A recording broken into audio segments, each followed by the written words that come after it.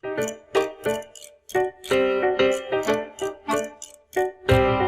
the field of natural language processing (NLP), translation refers to the automatic transformation of text from one language into another. Using intricate algorithms and vast datasets, models learn linguistic nuances, ideas, and cultural contexts to provide translations that are not only semantically accurate but also contextually relevant. It bridges language barriers, enabling seamless communication across different cultures and regions. Observe this transformation. The sentence presented is in Hindi, a language from the Indian subcontinent. Within moments, our NLP model translates it into the French language. The translation isn't just about converting words, it is about conveying the essence. The original statement, "life is like a box of chocolate," is captured and rendered in French. As with our previous tasks, we begin by importing the necessary libraries. We initiate the translation process by setting up our pipeline. Here we have chosen the Zenova NLLB 200 distilled 600 mega model, which is optimized for translation tasks. To perform the translation, we feed our Hindi text into the model,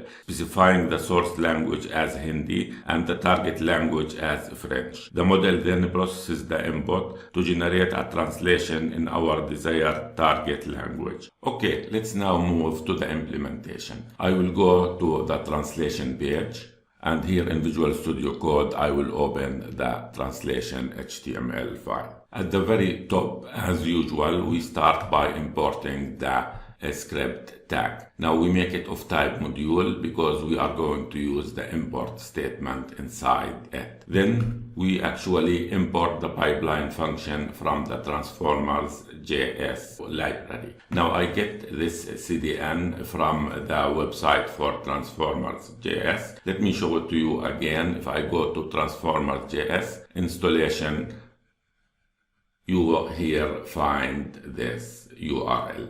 I am not on the latest, I am one version before the latest. Okay, then after that we attach the pipeline function to the window object. That's because objects declared inside a script of type module are scoped locally. So to make the pipeline available globally, I attach it to the window object.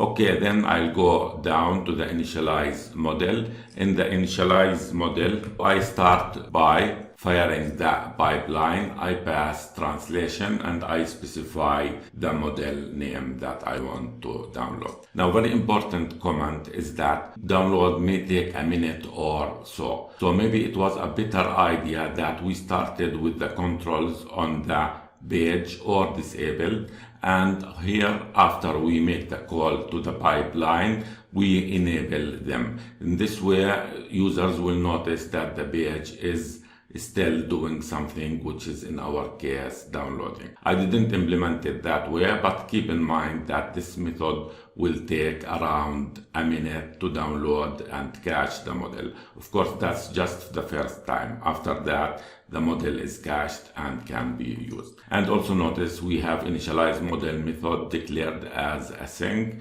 because we are using the await method. Okay, now in the translate text JavaScript handler, the handler of the button, we first start by getting the text to translate from the input or from the text input. Then we fire the translator, we give it the text, and we give it a JavaScript object with two keys. The source language, which is Hindi in our case, and the target language, which is French. After that, we just get the result output and we convert it to string and we output it to the output div. Again, this call to translator, I have before it await, and that's why we have async in the translate text method. This is because the translation takes time. It is not instant. It will take some time. So we need to wait for that before we get the result back. Okay, let's go to the user interface. If we go to our page, here we have this text which is in Hindi. Let's translate it. Of course, it takes some time. Translation is a slow process. Okay, here you can see that we have got the translation, not bad translation for a free model. Okay, the next step, we will translate from Chinese to English. So let me go back to the code. First, I need to define the new model.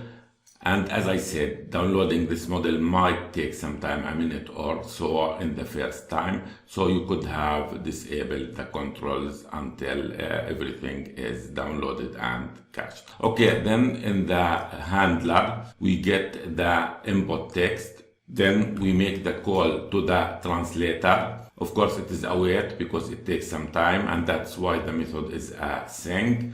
We pass the text that we want to translate, and we pass a JavaScript object with a keys for source language and target language. Then we just get the result converted to string and output it in the output area. So I think that's all about it. Let's go to the code. If I do translate, it takes some time, and I said because this task this model has a very large size of 418 megabyte, so it seems that it was still downloading, and now as you can see it has translated the word from Chinese to English. So that's about translation.